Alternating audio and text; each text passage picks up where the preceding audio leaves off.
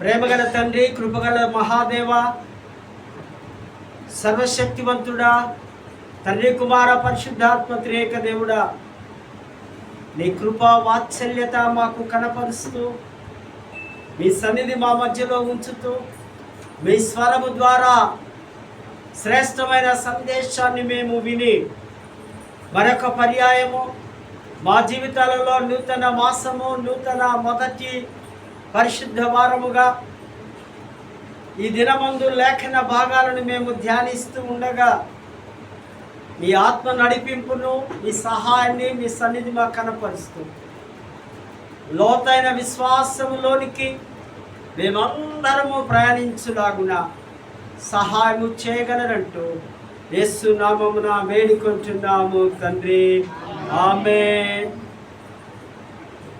దేవుని పరిశుద్ధ నామానికి వందనాలు చెల్లిస్తూ మరి శ్రేష్టమైన ఘనమైనటువంటి ధన్యత, గొప్ప భాగ్యం దేవుని వాక్యం అనేకులకు ప్రకటించడం, క్రీస్తు రాజ్య వ్యాప్తి కొరకు మరి సంఘము, సంఘ సభ్యులు మరియు అధ్యక్ష మండలములోని మన కుటుంబ సభ్యులందరికీ కూడా యేసుక్రీస్తు నామములో వారికి శుభములు, దైవాశీస్సులు తెలియపరుస్తూ మరి అదేవిధంగా ఈ ఘనత, ఈ ధన్యత అనుగ్రహించినటువంటి పీఠాధిపతి గారికి, మరి బిషప్ కమిషనర్ గారికి, మరి ఆఫీసర్స్, క్లర్జీ,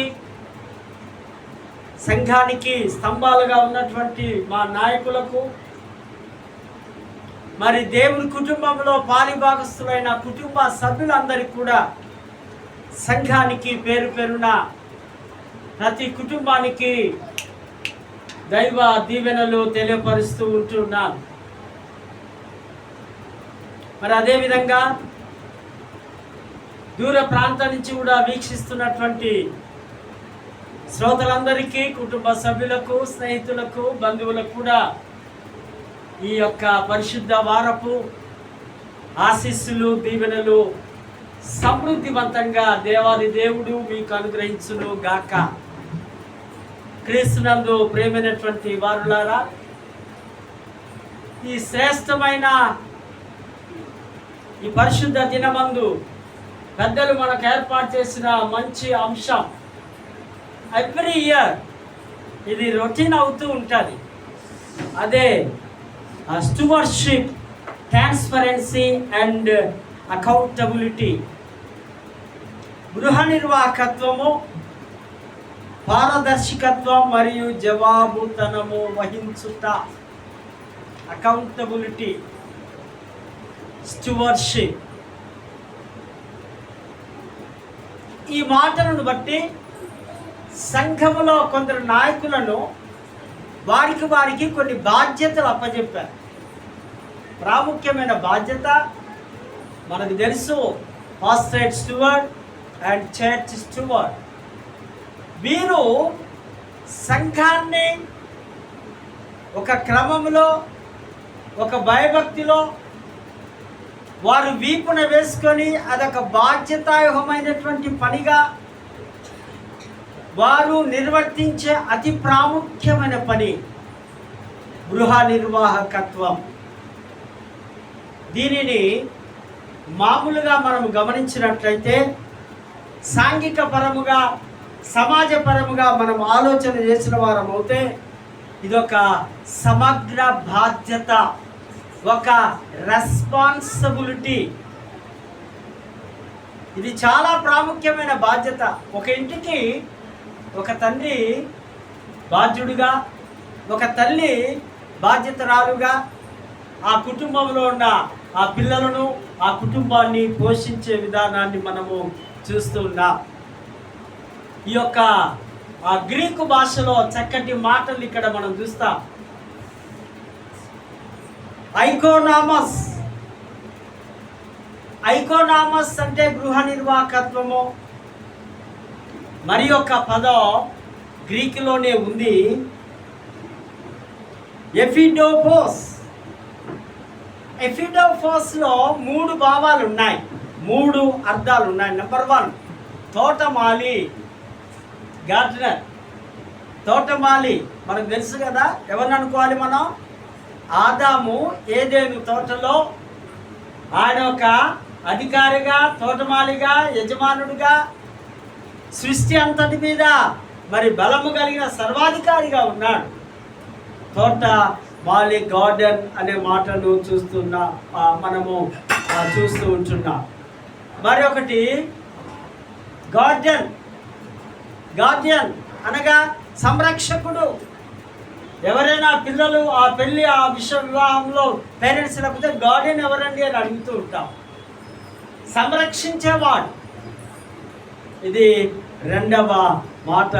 మూడవదిగా మనం అక్కడ చూస్తూ ఉంటున్నాం, సూపర్వైజర్ అంటే విచారణకర్త, సూపర్వైజ్ చేయడం. ఈ మూడు ఆ గ్రీకు పదం, అది ఎఫిడోఫోస్ అనే ఆ పదములో నుంచి మూడు మాటలు వచ్చి ఉన్నాయి. సో ఇవన్నీ కూడా గృహ నిర్వాహకత్వానికి సూచనగా, ఒక మార్గదర్శకంగా ఉన్నాయని మనము అర్థం చేసుకోవలసిన అవసరం ఉంది.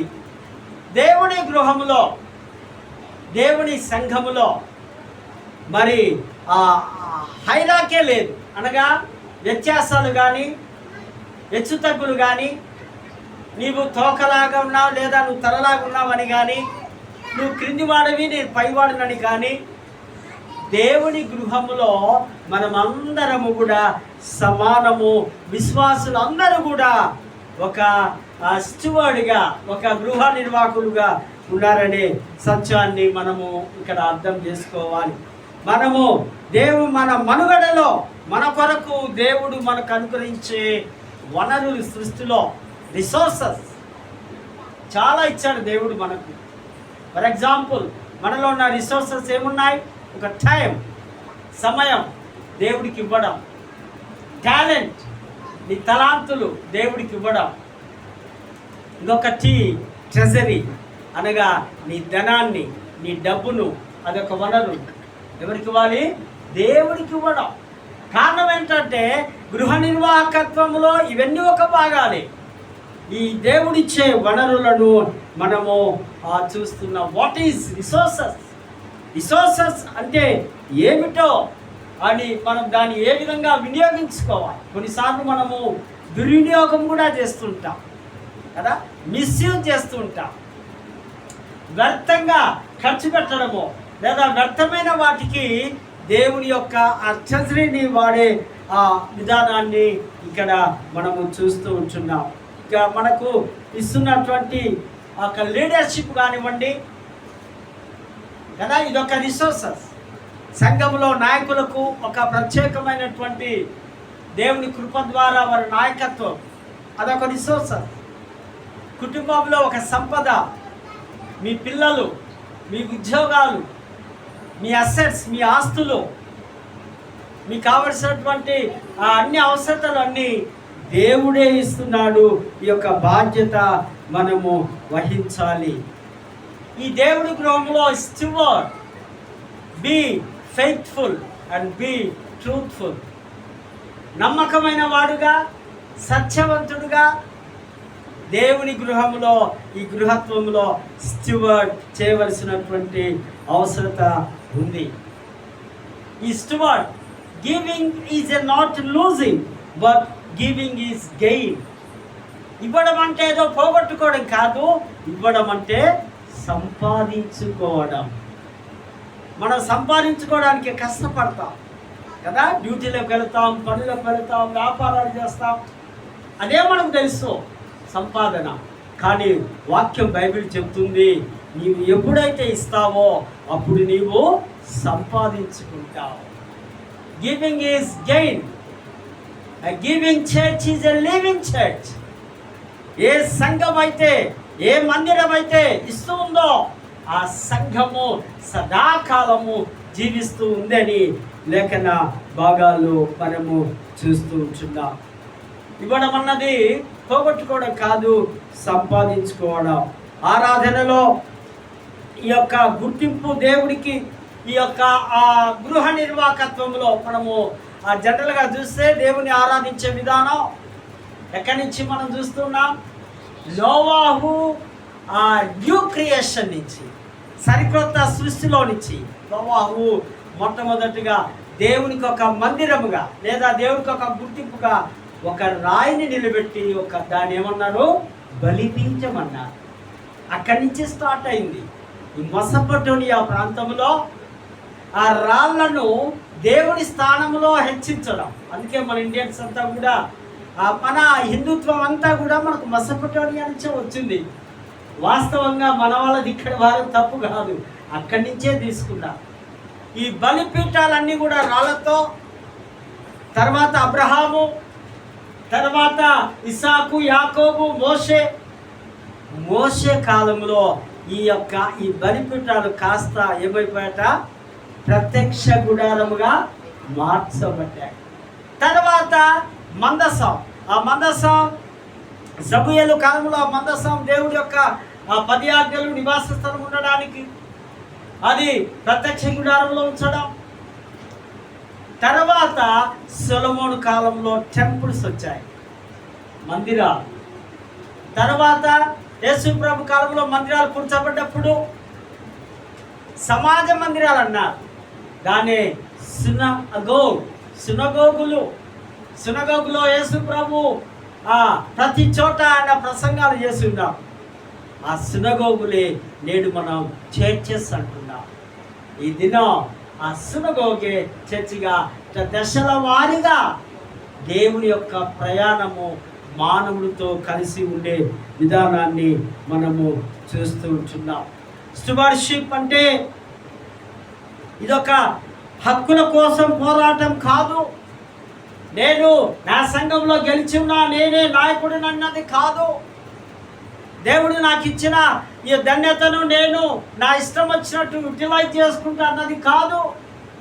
స్టూవర్షిప్ అంటే తల ఒగ్గి, తల దించుకొని దీనుడవై, ఇదిగో ప్రభువా నేను నీ చేతుల్లోనికి వస్తూ ఉన్నాను. స్టూవర్షిప్ అంటే నీకు నీవుగా సమర్పించుకొని ప్రభు పాదముల దగ్గర పడి ఉండడం. స్టూవర్షిప్ అంటే సమస్తము ప్రభుకు త్యాగము చేయడము. దేవుని బిడ్డగా నీవు దేవుడికి ఎన్నిక చేసుకోవడాన్ని ఇక్కడ మనము స్టూవర్షిప్ అని చూస్తూ ఉంటాం. నీవే ఒక సహజ వనరుగా, నీవే ఒక రిసోర్సెస్గా దేవుడికి నీవు సమర్పించుకోవాలి. ఒక వ్యక్తి స్వీయ సామర్థ్యము లోబడిన వనరు, స్వీయంగా సెల్ఫ్గా నీకు నీవే సామర్థ్యత, నైపుణ్యత కలిగి ప్రభువుకు నీవు కనపడవలసిన అవసరం ఉంది. మన కుటుంబం, మన ఫ్యామిలీ అంతా కూడా, మన వనరులన్నీ కూడా ఒక సంపదగా ఉన్నాయి. ఆ సంపదలో నుంచి కొంత దేవుడికి ఇవ్వవలసిన అవసరం ఉంది. స్టూవర్షిప్ అంటే ఇతరుల ఆస్తిపై నిర్వహించడం. అనగా మనకు అర్థమయ్యే రీతిలో రవి 1 ఎకరా భూమి నాకు కౌలుకి ఇస్తాడు. ఓనర్ ఎవరు? రవినే, కానీ ఆ పని నేను చేస్తున్నా. ఆస్తి రవిది. ఈ భూమిలో ఉన్న సర్వము సంపదలు అన్నీ దేవుడివి. మనము మాత్రం పనివారముగా ఉన్నాం. ఆయన విచారణకర్తగా ఉన్నాడు, మనము ఆయన పని కొరకు మనము చేసేవారము ఉన్నాం. ఏ పర్సన్ ఇంట్రెస్టెడ్ విత్ మేనేజ్మెంట్, ఆయన ఆ పై విచారణకర్తగానే ఉంటున్నాడు. ఒక సమిష్టి కానీ సంఘ నిర్వహణపై ఒక బాధ్యతగా ఉంటున్నాడు. Steward is not owner but employee of the owner. Steward అన్నవారు ఆయన యజమానులు కాదు, కానీ యజమానుల దగ్గర ఒక ఉద్యోగస్తుడుగా, ఒక పనివాడుగా ఆయన పనులు చేయవలసిన అవసరం ఉంది. దేవుడి యొక్క ఈ సంపద, దేవుడి యొక్క ఈ అసెట్ను మన చేతిలో పెట్టి ఉన్నాడు. మనము వాటిని జాగ్రత్తగా యూటిలైజ్ చేసుకోవాల్సింది. కానీ మనమే హక్కుదారం కాము. హక్కుదారుడు దేవుడు. ఆ దేవుడి యొక్క సంపదలను మనము వినియోగించవలసిన అవసరం ఉంది. We are accountability to the owner. ఓనర్కు మనము లెక్క అప్పచెప్పాలి. మన అకౌంట్స్ అన్ని మన డైరెక్షన్ ఆఫీస్కు లెక్క అప్పచెప్పుతాం. అప్పుడు అవన్నీ క్లియర్గా ఉందో లేదో వారు చూస్తున్నారు. స్టువార్డ్, దేవుడు మన కొరకిచ్చిన వనరులను, తలాంతులను నమ్మకముగా అభివృద్ధి పరిచి వాటిని దేవుని కొరకు వినియోగించాలి. సంఘములో, సమాజంలో వాటున్నటువంటి ఆ వనరులన్నీ దేవునికి ఇష్టమైన రీతిలో ఆ స్టివార్డ్ గారు చాలా జాగ్రత్తగా అప్పజెప్పవలసిన అవసరత ఉంది. సమాజపరంగా ఒక వ్యక్తి సాంఘిక సమగ్ర బాధ్యత కలిగి ఉండడం, ఇదైతే మరి బిబ్లికల్గా మనం చూసినట్టే, బిబ్లికల్ ప్రాస్పెక్టివ్స్లో మనం గమనిస్తే దేవుని కుటుంబంలో సంఘం అంతా కూడా స్టువర్షిప్ వారు చేయవలసిన అవసరం ఉంది. దైవ సంబంధమైన అనేకమైనటువంటి పనుల్లో సమస్తమానికి మూలము దేవుడని సంఘం అంతా కూడా బాధ్యత కలిగి పని చేయవలసిన అవసరం ఉంది. నాయకులే కాదు, నాయకత్వం లేని వారు కూడా దేవుని కుటుంబంలో చేయవలసిన వాటిని మనము స్టువర్షిప్ అని ఉంటూ ఉన్నాం. మనము చదవబడినటువంటి లేఖన భాగాల్లో మనం గమనిస్తే నిర్గమకాండం 36:2-7 ఆయన దాతృత్వంతో కూడిన గృహ నిర్వాహకత్వం, దాతృత్వం, స్టువర్షిప్ ఆఫ్ జెనరసిటీ, దాతృత్వం, సంఘము లేదా ఆ సమాజం అంతా కూడా వారందరూ కూడా ఐగుప్తు ఆ బానిసత్వం నుంచి మోషే విడిపించి వారిని అరణ్య ప్రయాణములో ఉన్నప్పుడు దేవుడు మోషేతో అంటాడు, నాకు ఒక మందసాన్ని, మనము ఆ భాగానంతా నిర్గమాకాండం 25వ అధ్యాయంలో చూస్తాం. ఆ తుమ్మకర్రతో మెజర్మెంట్స్ ఇచ్చి ఆ మందసాన్ని చేయడం, ఆ మందసంలో కొన్ని వస్తువులు, అహరోను కర్ర, బల్ల, రొట్టె సన్నిధి, ఆ యొక్క 10 కమాండ్స్ 10 ఆజ్ఞలు, రాతి పలకలు, ఇవన్నీ అక్కడ మందసంలో ఉంచి ఆ కరుణాపీఠం తీసుకొని ఆ ప్రత్యక్ష గుడారము ఆ తయారీ డిజైన్ చేసే విధానాన్ని, కారణం ఏంటంటే దేవుడి యొక్క సన్నిధి ప్రజలతో ఉండడానికి. మీతో నేను కాపురం ఉంటాను, మీతో నేను సహజీవనం చేస్తాను, మీరు ఎక్కడికి వెళితే నేను అక్కడికి వస్తాను. మీరు అరణ్యంలో ఉన్నారా, డోంట్ వరీ, నేను వస్తూ ఉన్నాను. నేను రావాలంటే నాకు ఒక గృహము లేదా నా సన్నిధి, నేను పరిశుద్ధుడని కనుక ఒక ప్రత్యేకత నాకు కావాలి. మీ మధ్యలో నేను ఉంటాను, కానీ నాకు ఒక స్పేస్, ఒక ప్రత్యేకంగా మీరు నాకు ఇవ్వాలని ప్రభు కోరుతూ ఉన్నారు. మోషేతో అన్నప్పుడు మోషే వెంటనే చాలా సంతోషపడి ఆయన ఒక ఇద్దరి వ్యక్తులను ఆయన ఇక్కడ చూస్తున్నట్టుగా మనం చూస్తుంటున్నాం. ఇద్దరు వ్యక్తులు పిలుస్తున్నాడు, బెసలేలు, హోలియోబు. ఈ వీరిద్దరు కూడా చాలా ప్రజ్ఞ కలిగిన వారు, చాలా టాలెంట్ కలిగిన వారు, చాలా నైపుణ్యత కలిగిన వారు. బహుశా మన భాషలో అనుకుందాం బిల్డర్స్ ఏమో, బహుశా మేస్త్రీలేమో, బహుశా మంచి కార్పెంటర్స్ ఏమో. వారిద్దరు కూడా వారి ఆధ్వర్యంలో మరి ఆ మెజర్మెంట్స్ ప్రకారం ఆ కరుణాపీఠాన్ని తయారు చేస్తూ ఉంటున్నప్పుడు, ఆ ప్రత్యక్ష గుడారాన్ని తయారు చేస్తూ ఉంటున్నప్పుడు మరి మోషే వాళ్ళకు ఒక అనౌన్స్మెంట్ చేస్తారు. దీనికి కావలసినటువంటి పరికరాలు, దీనికి కావలసినటువంటి వస్తువులు, దీనికి కావలసినటువంటి అవసరతలు, అక్కర్లు మీరు దేవుని మందిరానికి లేదా ఈ యొక్క పాలెంలోనికి లేదా ఈ మైదానంలోనికి తీసుకొని రండి. మీ దగ్గర ఏది ఉందో, మీరు ఐగుప్తు దేశంలో ఎన్ని సంవత్సరాలు ఉన్నారు? 430 సంవత్సరాలు ఉన్నారు కదా.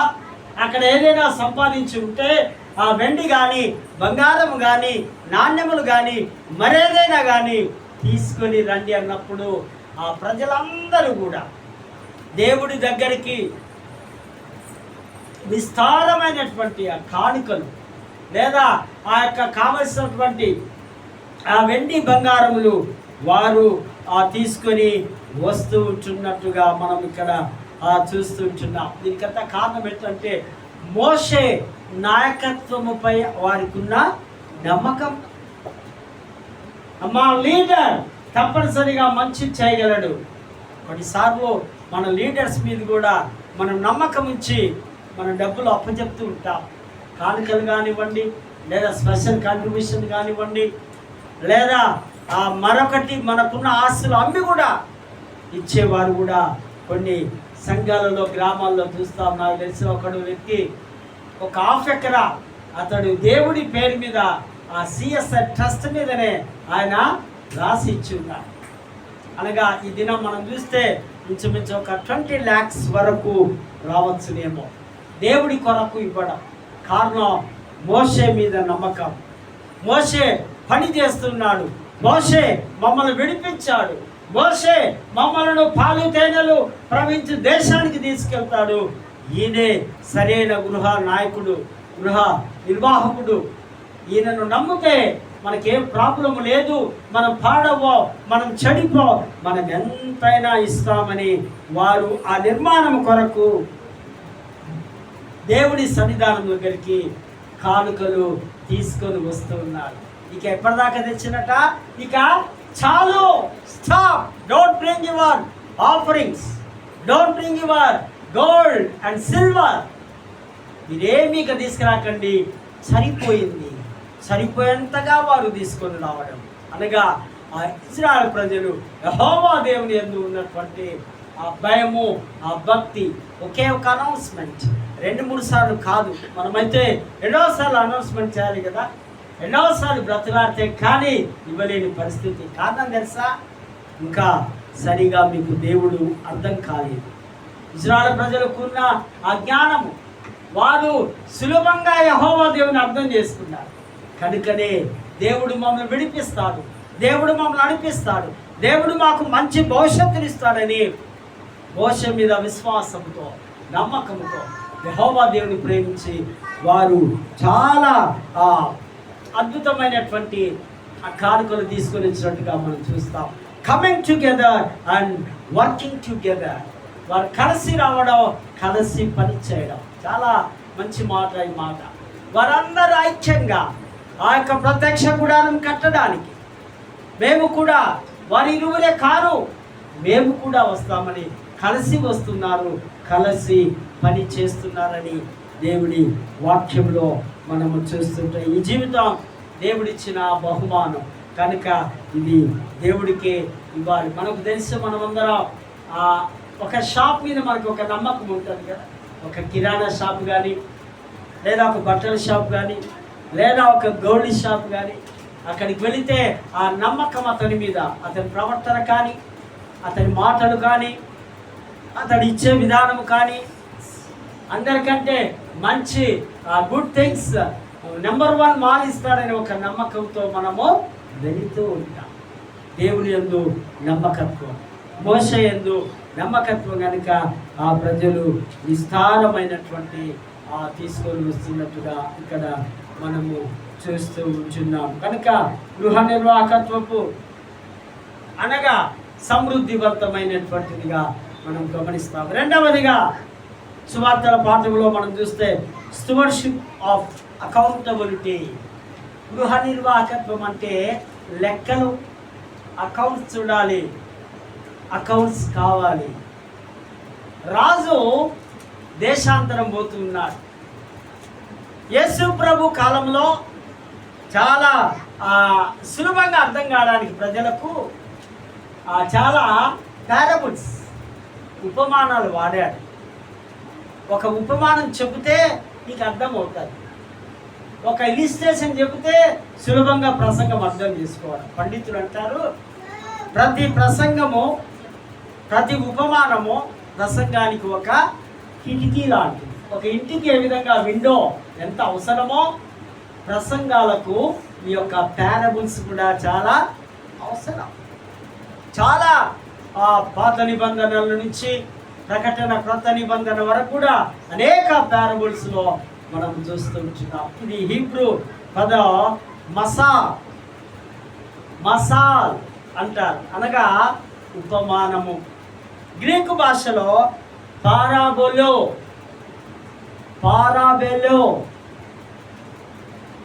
గ్రీకు భాషలో అంటారు, ఇంగ్లీష్లో పారబుల్ అనగా దీని అర్థం routing things side by side. వస్తువులు ఒకదాని ప్రక్కన ఒకటి పొందికగా అమర్చుట. Routing things side by side. వస్తువులను పొందిక ఒకదాని ప్రక్కన ఏ విధంగా పరుస్తూ ఉంటావో మీ ప్రసంగాలలో ఈ యొక్క పారబుల్స్ ఆ విధంగా అర్థమయ్యే రీతిలో బోధించాలని యేసు ప్రభు చాలా వాడాడు కదా. దేని గురించి? పరలోక రాజ్యం గురించి. చాలా ఉపమానం. ఈవెన్ తప్పిపోయిన కుమారుడు కూడా ఉపమానమే. బుద్ధిగల కన్యకలు, బుద్ధి లేని కన్యకలు కూడా ఉపమానాలు.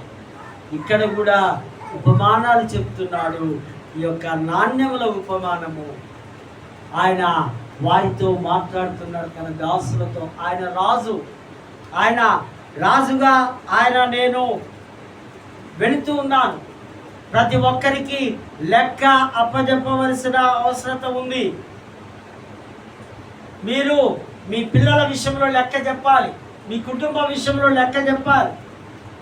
నాకు తెలియదు, మా పిల్లలు నా మాట వినకుండా చెడిపోయారు అని చెప్పడానికి వీలు లేదు. నీ సంపద, నీ ఆస్తి, నీ ఆరోగ్యం, నీ జీవితం, నీ కుటుంబం, నీ ప్రవర్తన, నీ character, everything you should accountability to God. దేవుడికి నీవు లెక్క అప్పచెప్పవలసిన అవసరత ఉంది. అన్ని లెక్కలు చెప్పాలి. దేవుని రాజ్యం సులభంగా అర్థం కావడానికి ప్రభు ఈ మాటలు చెప్తున్నాడు. ఆయన అంటున్నాడు 11వ వచనంలో, నేను తిరిగి వస్తా. నేను వెళుతూ ఉన్నాను, బహుశా పరలోకానికి వెళుతున్నాడు అనుకుందాం. మళ్ళీ నా రాజ్యాన్ని స్థాపించడానికి నేను వస్తాను. ఇదిగో ఒక ముగ్గురు నా దగ్గరికి రండి. ముగ్గురు దాసులను ఆయన పిలుస్తూ ఉంటున్నాడు. వారికి ఒక పనిని అప్పచెప్తూ ఉన్నారు. ఈ లోకంలో మనకందరికీ ఒక పనిని అప్పచెప్పాడు దేవుడు కదా. మీ పని ఏంటి? వాక్యం విని, వాక్యాన్ని అర్థం చేసుకొని, రక్షణలో ఎదిగి, దేవుని రాజ్య పరలోకంలో సీటు సంపాదించుకోవడం. మీతో పాటు మీ చుట్టుపక్కల వారికి కూడా క్రీస్తుని గురించి బోధించడం మీ పని. లేమెన్స్ పని అండ్ ప్రెస్బిటర్స్ పని కూడా. దేవుని సేవకులు కూడా అనేకులకు ఈ సువార్తను ప్రకటించడం దేవుడి సేవకులు చేయవలసిన పని. మరి 12వ వచనంలో యేసు నిజంగా గొప్ప రాజ్యానికి వంశానికి చెందిన వాడిని యేసు అన్నాం. ఆయన వంశావళి ఎక్కడింది మనకు? మత్తయి సువార్త 1వ అధ్యాయము మొదటించే స్టార్ట్. రాజు సంగతి. ఆయన రాజు అని తెలియపరుస్తున్నారు. రాజు రాజ్యం వెళ్ళడానికి వస్తాడు. కానీ ఆ రోమాలో ఉన్నటువంటి లేదా యాజకులు, ఆ రాజులు, వారందరూ మనిషి రాజుగా నియమించబడాలి.